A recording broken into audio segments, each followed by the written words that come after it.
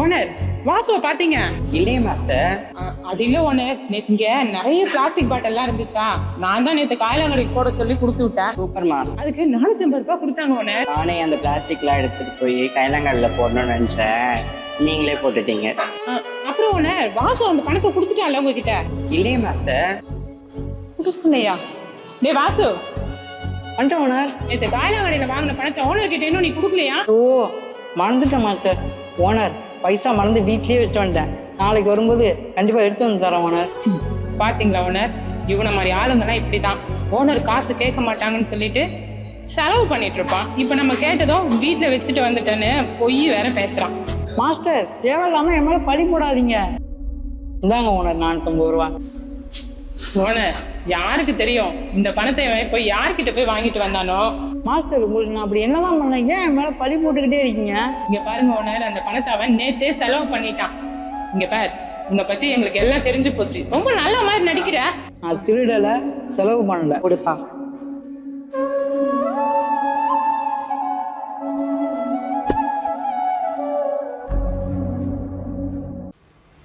Owner நாளைக்கு February 14th, அதனால எனக்கு லீவ் வேணும்.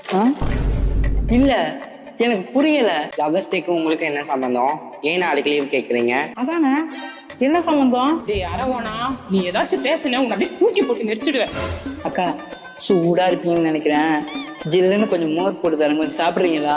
ஏன் மாஸ்டர் அவங்ககிட்ட சண்டை போட்டுட்டே இருக்கீங்க? ஓனர் நாளைக்கு February 14th லவர்ஸ் டே தான். அதான் நாளைக்கு ஃபுல்லா என் பொண்ணு கூடயே இருப்பேன் நான். ஏன் மாஸ்டர் உங்களுக்கு உங்க பொண்ணு மேல நம்பிக்கை இல்லையா? டேய் என் பொண்ணு மேல எனக்கு நம்பிக்கை இருக்கு, மற்ற பசங்க மேலதான் எனக்கு நம்பிக்கை இல்லை. இப்ப இருக்க ஆம்பளை பசங்கலாம் ரொம்ப மோசமா இருக்காங்க ஓனர். அது மட்டும் இல்ல, லவ்வுக்கு ஓகே சொல்லலன்னு வச்சுக்கோங்க, வீடு தேடி வந்து வெட்டுறானுங்க. நம்ம பசங்களை நம்ம தானே ஓனர் பாத்துக்கணும். எல்லாம் புரியுது மாஸ்டர். புரியுது இல்ல ஓனர், அப்ப லீவ் கொடுக்கலாம்ல?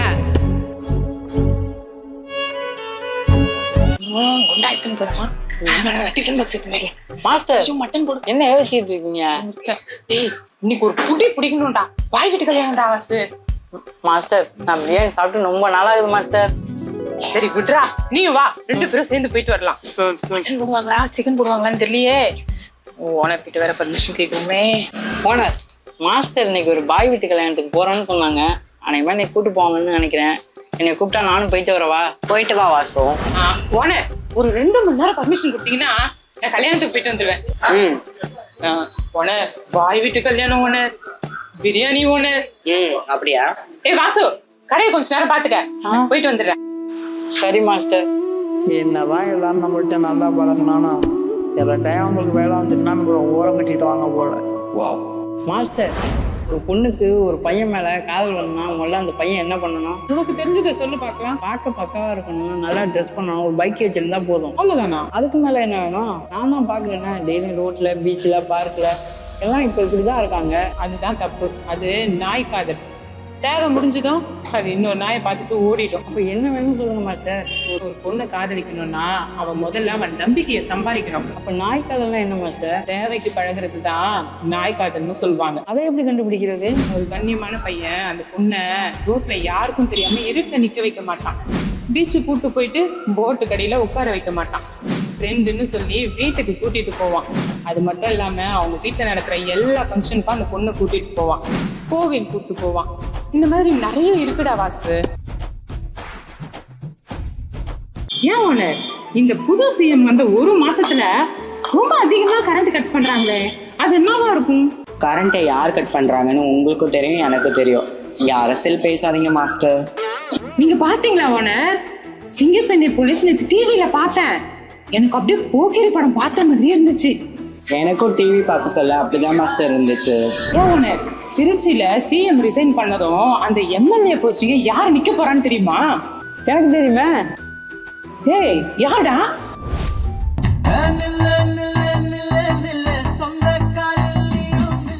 நீ பாட்டு பாடாமலே சொல்லு. ஸ்டாப். கமெண்ட்ல போய் பாருங்க.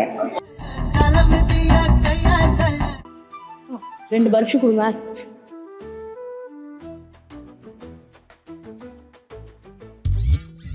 நீங்க ஐபிஎல் எந்த டீமுக்கு சப்போர்ட் பண்ணுவீங்க? நான் எப்பவுமே சென்னைக்கு தான்ப்பா சப்போர்ட் பண்ணுவேன். நீங்க? நான் ஸ்மிதா. ஏன்பா சென்னைக்கு சப்போர்ட் பண்ண மாட்டீங்களா? பண்ணுவேன். எங்க அதான் கப் அடிக்க மாட்டேங்குதே. வேஸ்ட் மொக்க டீமா இருக்கு.